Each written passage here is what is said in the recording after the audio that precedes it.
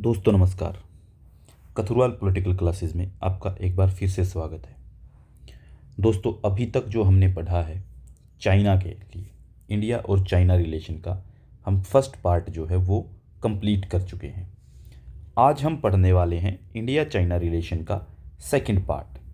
First part में जो है हमने शुरुआत की थी इंडिया चाइना रिलेशंस की, कि इसके जो रिलेशन हैं इंडिया और चाइना के, वो रिलेशन किस तरीके के हैं और किन चीज़ों को लेकर के हैं। ठीक है, तो उसके शुरुआती जो उसकी समानताएं हैं, उसकी असमानताएं हैं, उन चीज़ों को लेकर के हमने बात की थी। ठीक है, उसके बाद हमने ब्रिटिश काल से लेकर के स्वतंत्रता के बाद जो पंडित नेहरू की पॉलिसी थी वो क्या थी, चीन के संबंध में नेहरू क्या सोचते थे, चीन भारत के संबंध में क्या सोचता था। ठीक है, चीन की क्या महत्वाकांक्षा थी इंडिया को लेकर के, और नेहरू की जो सरकार है उसने कौन कौन सी ऐसी गलतियां की जो कि हमें नुकसान उठाना पड़ा जिन चीज़ों का। ठीक है, और उसके बाद जो है हमने इसकी एक चीज़ देखी थी कि नेहरू के पश्चात जो भी फॉरेन पॉलिसी अपनाई गई वो कैसी रही थी।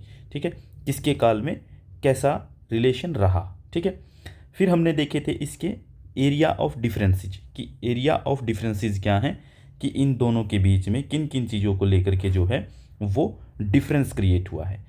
आज की जो क्लास है उसमें हम इससे आगे का पढ़ेंगे। इससे आगे क्या है, आगे की जो क्लास है वो पूरी की पूरी ऐसी क्लास है जिसके अंदर आप वो चीज़ें समझेंगे जो आपके लिए बेहद ज़रूरी चीज़ें हैं, जिनके लिए आपको मेहनत करनी पड़ेगी, ज़्यादा समझना पड़ेगा, और यहीं से क्वेश्चन आते हैं। ठीक है, तो एक चीज़ जो हम शुरुआत करते हैं जहाँ से, तो यहीं से हम शुरुआत करेंगे। भारत और चीन के बीच में जो है एक सम्मेलन हुआ था जिसको कहते हैं मामनपुरम सम्मेलन।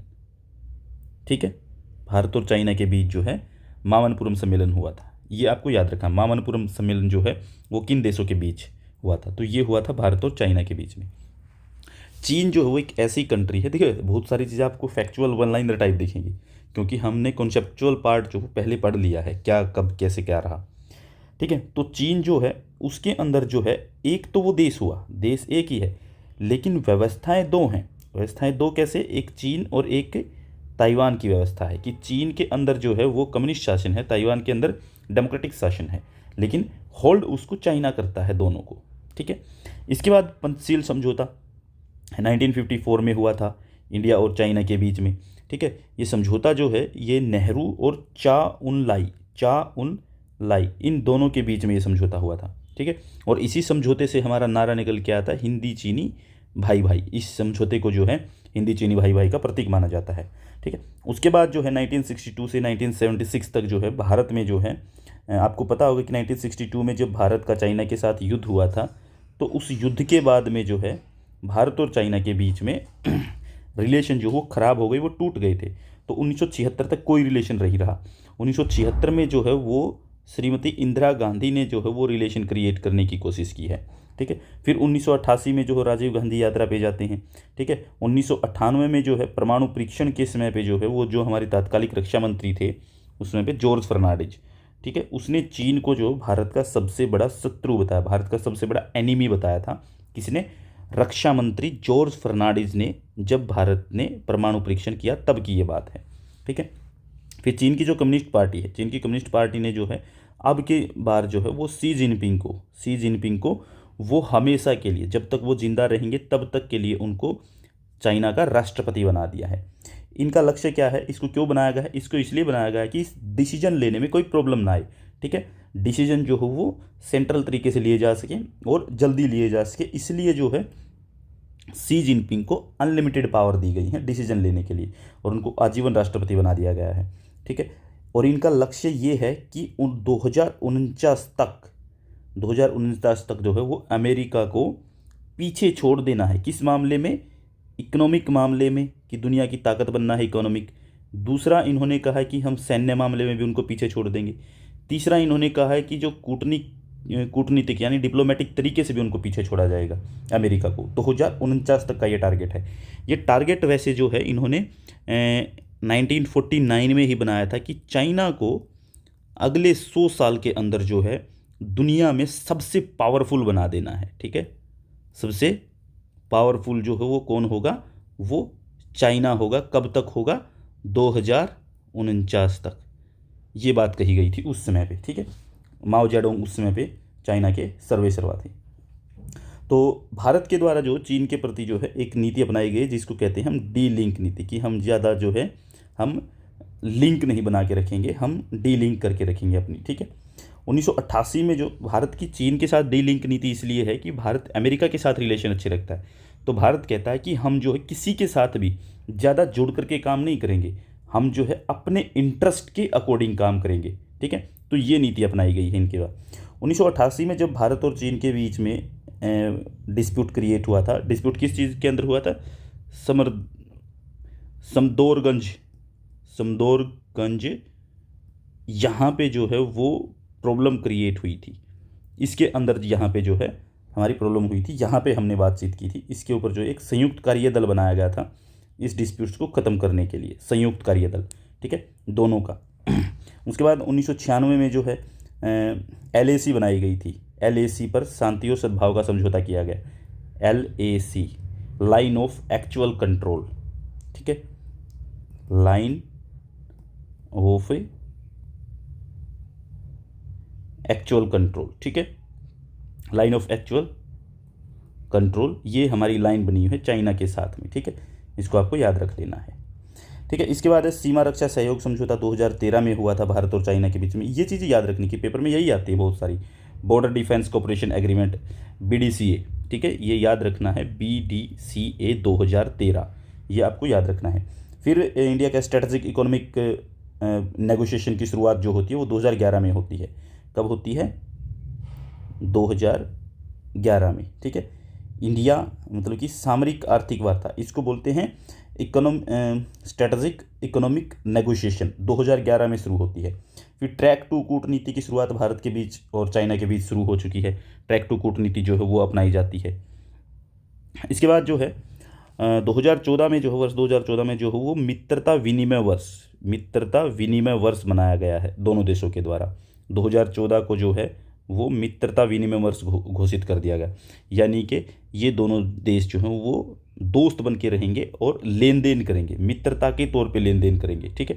फिर 1974 के जो भारत के परमाणु परीक्षण को जो है चीन ने क्या कहा था, परमाणु ब्लैकमेलिंग, ठीक है। ये आपका क्वेश्चन आ सकता है कि 1974 में जब भारत ने पोखरण 1 किया था, ठीक है, जब पोखरण फर्स्ट हुआ तो उस समय पे भारत को परमाणु ब्लैकमेलिंग किसने कहा था, तो वो कहा था चाइना ने, ठीक है, तो आपको याद रखना है ये कहा था चाइना ने। 2015 में जो हो गृह मंत्री राजनाथ सिंह जो है वो यात्रा पे जाते हैं चाइना की, ठीक है, ये आपको याद रखना। 2018 में इंडिया चाइना के बीच जो है एक मिलिट्री एक्सरसाइज होती है जिसका नाम है हैंड इन हैंड, ठीक है, हैंड इन हैंड, ये युद्धाभ्यास होता है 2008 में, 2008 में, ये 2018 बोला गया, 2008 में होता है हैंड इन हैंड, ठीक है, आपको याद रख लेना है कि कब हुआ था, 2008 में, ठीक है। 2013 में जो है चीन ने पूर्वी चीन सागर आप लोगों ने मैप में देखा होगा, मैंने आपको दिखाया भी था, वहाँ पे एयर डिफेंस आइडेंटिफिकेशन जोन बनाया गया है, एयर डिफेंस आइडेंटिफिकेशन जोन बनाया है पूर्वी चीन सागर में। देखिए मैं आपको दिखा देता हूँ, स्टार्टिंग वाले पेज पे ही चले जाते हैं, ये देखिए ये है ईस्ट चाइना सी जो है ये वाला एरिया है, इस एरिया के अंदर जो है वो इन्होंने इस्टेब्लिश किया है एयर जोन, ठीक है, एयर डिफेंस आइडेंटिफिकेशन जोन, ठीक है, ये बनाया है उन्होंने। उसके बाद जो है BCIME, ठीक है, ये Bangladesh, China, India, Myanmar economic corridor बनेगा, ठीक है, Bangladesh, China, India, Myanmar economic corridor बनेगा, ठीक है। तो इसके विरोध में जो है ये इन्होंने जो बनाया है, इसके विरोध में जो भारत ने क्या किया कि इसको बनाने से नहीं रोका है, भारत ने कहा कि ठीक है बना लीजिए, हम भी बनाएंगे। तो भारत ने जो है वो Sittwe Kaladan multi modal transport project तैयार किया है।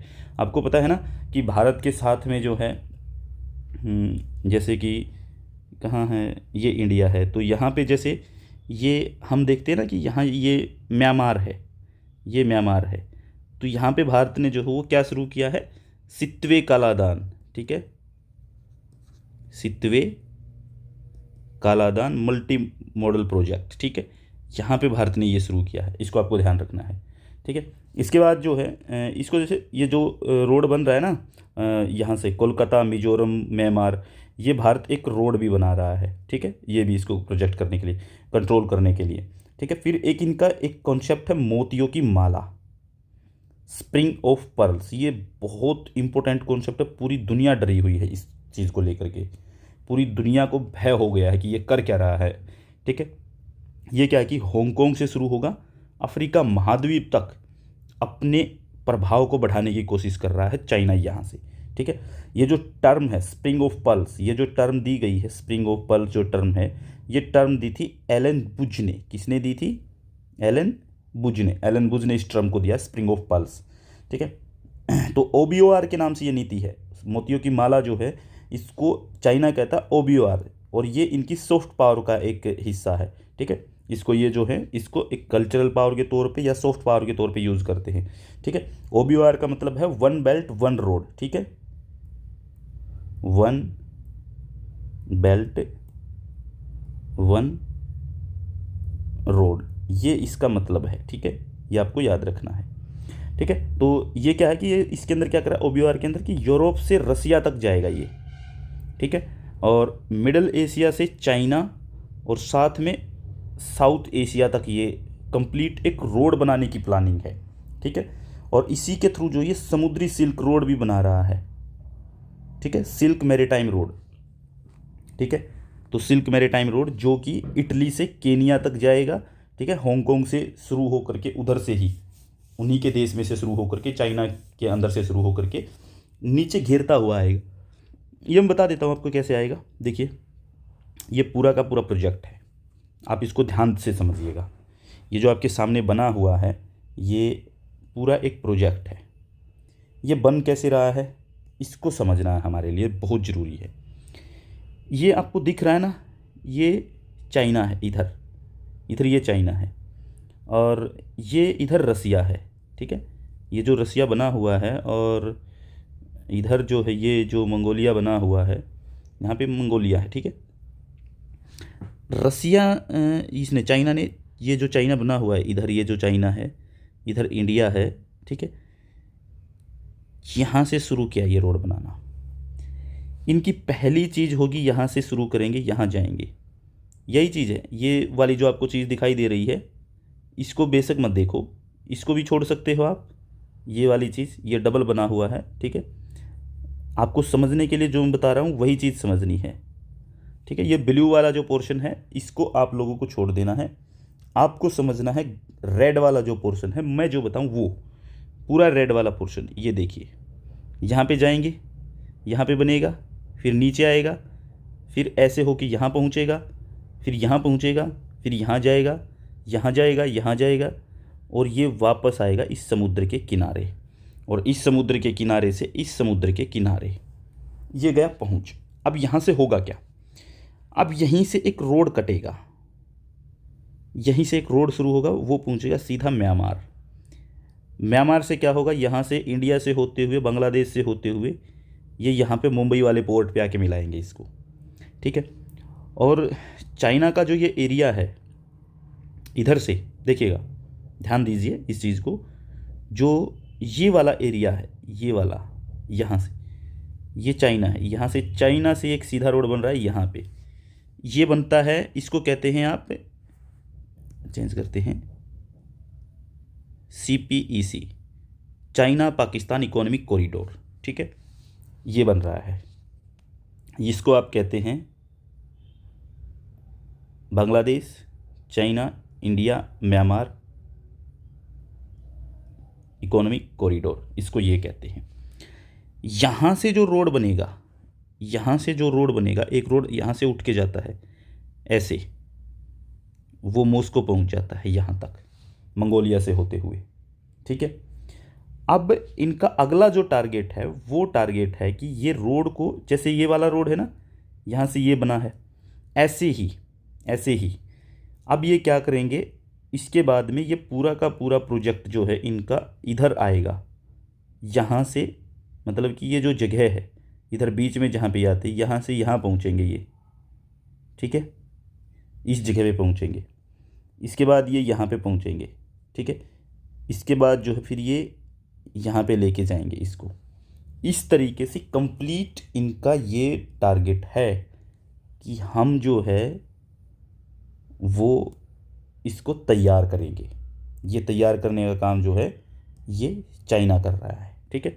तो चाइना जो है वो अपने काम को बहुत स्मूथली कर रहा है। यहाँ पहुँच रहा है, ऐसे जा रहा है, ठीक है, यहाँ तक पहुँच रहा है, ठीक है।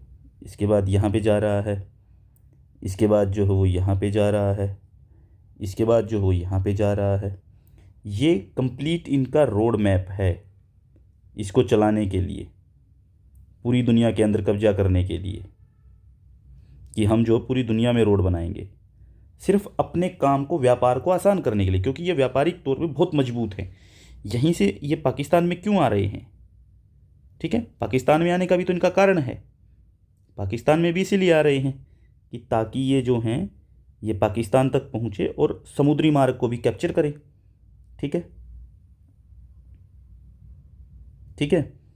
तो ये इसीलिए सारे के सारे रोड जो हैं वो बनाए जा रहे हैं पूरी दुनिया के अंदर इनके द्वारा। ये इनका पूरा प्लान है। यहाँ से मंगोलिया और यहाँ पे रसिया, ये दोबारा बना देते हैं, ठीक है, ये रसिया। अब दूसरी चीज़ समझिए, इनका मैरीटाइम सिल्क रूट, ठीक है। ये तो है इनका वन बेल्ट वन रोड वाला जो रूट है वो बना रहे हैं ये, one belt one road, OBOR के नाम से जो चीज़ चल रही है इनकी वो है ये। अब इनका मैरीटाइम सिल्क रूट समझिए। मैरीटाइम सिल्क रूट क्या कहता है? ये ग्वांगझू शहर है एक चाइना का। यहाँ से ये क्या करते हैं, यहाँ तक का एक समुद्री मार्ग तैयार, यहाँ तक हनोई के अंदर एक समुद्री मार्ग पहुँचा। हनोई से फिर क्या करेंगे, हनोई से पहुँचेंगे ये यहाँ पे म्यांमार के अंदर कोको द्वीप। इसके बाद म्यांमार से जो है ये इंडोनेशिया पहुँचते हैं जकार्ता, और यहाँ पहुँचते हैं ये कुआलालंपुर, ठीक है। यहाँ तक लेके आएंगे, इसको ब्लू कर लेते हैं, समुद्र में चल रहे हैं तो नीले से चलना चाहिए, ठीक है। ये इस तरीके से जो है ये ऐसे बन रहे हैं, यहाँ पे पहुँचे। अब यहाँ से जो ये कोको द्वीप है, कोको द्वीप से पहुँच रही है चटगांव, ठीक है, बांग्लादेश में। बांग्लादेश से चटगांव से आ रही है श्रीलंका में, और ये श्रीलंका वाला कोलंबो वाला द्वीप है, श्रीलंका कोलंबो वाला द्वीप है, इसको कुआलालंपुर में भी मिला रहे हैं यहाँ पे ऐसे ही, ठीक है। और इसके बाद जो है ये कोलंबो से सीधा एक रास्ता इनका बन रहा है पाकिस्तान तक, ग्वादर पोर्ट के ऊपर। ग्वादर पोर्ट से इनका लक्ष्य है, इसके बाद सीधा जैसे ये वाला रास्ता है ना श्रीलंका का, यहाँ से भी इनका लक्ष्य है कि ये जो सीधे केनिया के अंदर पहुँचेंगे यहाँ पे। और पाकिस्तान वाला जो रास्ता यहाँ से भी करें, यहाँ पे भी केनिया पहुँचेंगे। अब एक बात देखते चलिए, इनका टारगेट यहाँ पर भी है, इनकी कोशिश यहाँ पर भी मिलाने की है रूट। इंडिया जगह नहीं दे रहा है बस। इसके बाद जो केनिया से ये पहुँचते हैं ऐसे घूमते हुए जिबूती, जिबूती पहुँचे। उसके बाद ये यहाँ से ऐसे रूट बन के जाता है इनका, पूरा स्वेज नहर को क्रॉस करते हुए ये ऐसे आएगा, ये आ गया यहाँ पे यूरोप के अंदर, ठीक है। ये इटली के अंदर जा पहुँचे हैं। आप देख रहे हैं ना कैसे पूरी दुनिया को इन्होंने जोड़ लिया है अपने तरीके से। हम मिटा देते हैं कुछ चीज़ों को, ठीक है। ये पूरी दुनिया को, मतलब ये है इनका करने का, चाइना का, कि अगर चाइना ऐसे है तो ये चाहता है कि ये ऐसे भी हो जाए पूरी दुनिया के अंदर से रोड बना के, कि समुद्र से ज़रूरत पड़े तो समुद्र से जाएंगे, रोड से ज़रूरत पड़े तो रोड से जाएंगे। ये बहुत बड़ा प्लान कर रखा है और इसके ऊपर बहुत पैसा लग रहा है, बहुत ज़बरदस्त पैसा लग रहा है। मैं आपको कुछ एग्जांपल देता हूँ। कोलंबो द्वीप को इन्होंने ख़रीद लिया है, ठीक है। कोको द्वीप को इन्होंने ख़रीद लिया है, चटगांव द्वीप इन्होंने ख़रीद लिया है, ये इनके खुद के हैं, इस द्वीप को इन्होंने ख़रीद लिया है। जिबूती द्वीप को इन्होंने ख़रीद लिया है। और एक बड़ा फेलियर भारत का ये रहा कि यहाँ पे ईरान में, ईरान का जो ये पोर्ट बनाने का ठेका था ये भारत के पास था। भारत की कंपनी से ठेका छीन के चाइनीज़ कंपनी के पास चला गया, तो इसका मतलब ये भी चाइना के पास आ गया है। इसका मतलब है कि चाइना अपनी पॉलिसी में लगभग कामयाब होता नज़र आ रहा है, ठीक है। ये वन बेल्ट वन रोड है, ये आपको समझ में आ गया होगा, मेरे अकॉर्डिंग तो समझ में आ जाना चाहिए, डिटेल में हो गई चीज़। इसके बाद यही जो इनकी, इसको पूरा एक बार फिर से मैं थोड़ा जोड़ने की कोशिश करता हूँ, मोतियों की धागा नीति को दोबारा से आपको एक बार फिर से यहीं पे, BRI बेल्ट रोड इनिशिएटिव, जो रोड बन रही है ना ऊपर से, उसको बोलते हैं BRI बेल्ट रोड इनिशिएटिव, और OBOR one belt one road, ये बनता है दो चीज़ों से मिलके।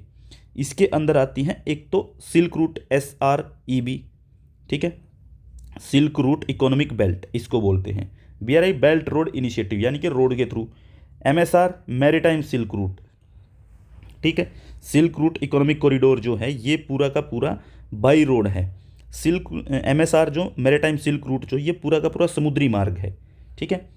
तो ये जो सिल्क रूट इकोनॉमिक बेल्ट जो है, इसको चाइना कहता है कि जो प्राचीन समय में सिल्क मार्ग होता था ना, रेशम मार्ग जिसे आप कहते हैं, उसको तैयार करना है हमारा लक्ष्य, ठीक है। अब इसके अंदर 6 रूट बनने हैं। एक रूट तो है CPEC China Pakistan economic corridor, एक रूट है BCIM Bharat China sorry Bangladesh China India Myanmar, ये रूट। एक रूट है चीन से मध्य एशिया तक, मध्य एशिया समझते हैं ना आप, ये मध्य एशिया है, चीन से मध्य एशिया तक एक रूट ये हो गया, ठीक है। चाइना का पाकिस्तान तक हो गया, भारत में हो गया, चीन से तुर्की तक, ठीक है, एक तुर्क तक जाएगा, चीन से पूरे यूरोप तक, ये पूरा बन ही रहा है सारा का सारा, ये यूरोप में आ रहा है यहाँ पे, ये चीन से जो है यहाँ से शुरू करते हैं और यूरोप तक पहुँच जाते हैं सारे के सारे रूट को कैप्चर करते हुए, ठीक है। चीन से मंगोलिया तक और रसिया तक, ये वाला रूट, ये वाला रूट, ये चीन है, यहाँ मंगोलिया पहुँचे, यहाँ रसिया पहुँचे, ये वाले रूट हैं इनके सारे के सारे इस तरीके से, ठीक है। इसी को जो है द स्प्रिंग ऑफ पर्ल कहा जाता है, यही स्प्रिंग ऑफ पर्ल का हिस्सा है, ठीक है। अब देखिए CPEC जो है, CPEC China Pakistan economic corridor जो है किस चीज़ को जोड़ेगा, ग्वादर पोर्ट, पाकिस्तान के अंदर, पाकिस्तान के ग्वादर पोर्ट को जोड़ेगा, ठीक है, ये चीज़ है। दूसरी चीज़ समझिए इसी की, MSR क्या है, ठीक है, मैरीटाइम सिल्क रूट, ये क्या है।